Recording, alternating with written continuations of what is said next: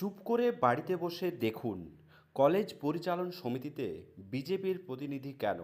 প্রশ্ন তুলতেই তৃণমূলকে কড়া জবাব দিলীপ ঘোষের। সম্প্রতি বিজ্ঞপ্তি জারি করে রাজ্যের 247টি সরকারি পোষিত কলেজের পরিচালন সমিতির সভাপতি পদাধিকার ব্যক্তিদের নামের তালিকা প্রকাশ করেছে উচ্চশিক্ষা দপ্তর। দেখা গিয়েছে সেই তালিকার অধিকাংশ বিজেপি জনপ্রতিনিধি, কেউ মন্ত্রী, কেউ বিধায়ক বা কেউ সাংসদ। এই তালিকার নাম রয়েছে উচ্চশিক্ষামন্ত্রী জগন্নাথ চট্টোপাধ্যায়, স্কুল শিক্ষামন্ত্রী দীপক বর্মন, অর্থমন্ত্রী স্বপন দাশগুপ্ত, সুকান্ত মজুমদার এবং মুখ্যমন্ত্রী শুভেন্দু অধিকারীর দুই ভাই। শিক্ষা প্রতিষ্ঠানে রাজনৈতিক ব্যক্তিদের রাখা নিয়ে ইতিমধ্যেই প্রশ্ন তুলতে শুরু করেছে বিরোধীরা। শুক্রবার প্রাতঃভ্রমণে এই প্রশ্ন করা হলে নিজের প্রতিক্রিয়ায় জানান রাজ্যের পঞ্চায়েত মন্ত্রী দিলীপ ঘোষ। এদিন খড়গপুরের মর্নিং ওয়াক শেষে সাংবাদিকদের মুখোমুখি হন দিলীপ ঘোষ।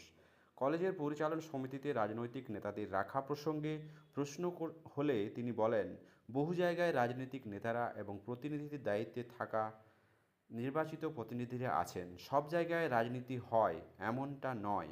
বিভিন্ন কমিটিতে থাকেন এমএলএ এবং নেতারা। সব জায়গায় কিংবা সারা দেশের রাজনীতি হয় কি না, কেবল পশ্চিমবঙ্গের রাজনীতিতেই এটা সম্ভব। সেটা যাতে না হয়, আমাদের লোকেরা সেটা কিন্তু দেখবে। মন্ত্রীর কথায়, যে সরকারকে ভোট দিয়ে জিতিয়েছে লোকেরা, তারা ডিসিশন নেবে কে থাকবে জেনারেল বডিতে। তৃণমূল লোকেরা আশায় বা করেছেন কেন? তৃণমূলের জামানাতে খেয়েছেন এবং জামানাতেও খাবেন। এই অধিকার কে দিয়েছে? চুপ করে বাড়িতে বসে দেখুন। করছি আমরা, ভুল হলে নিশ্চয় বলবো।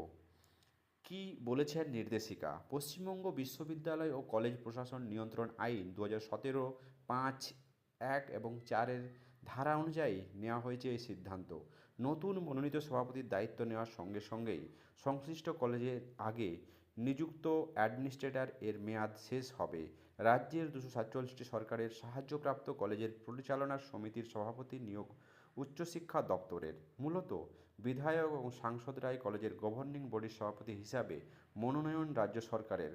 আগের প্রশাসন ব্যবস্থা তুলে দিয়ে এবার কলেজের পরিচালন সমিতির মাথায় জনপ্রতিনিধিরা।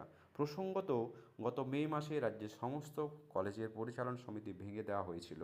সম্প্রতি উচ্চশিক্ষা দপ্তরের বিজ্ঞপ্তিতে 247টি কলেজের নতুন সভাপতির নাম প্রকাশ করা হয়েছে।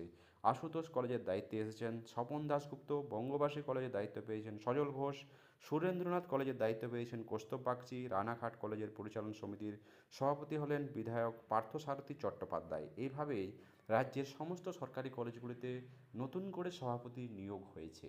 দর্শক, এইভাবে রাজনৈতিক ব্যক্তিত্বদেরকে কলেজের সভাপতি পদে দেওয়াটা আপনার পক্ষে কতটা যুক্তিযুক্ত, অবশ্যই কমেন্ট বক্সে জানাতে ভুলবেন না। চ্যানেলে নতুন হলে সাবস্ক্রাইব করে পাশে থাকবেন।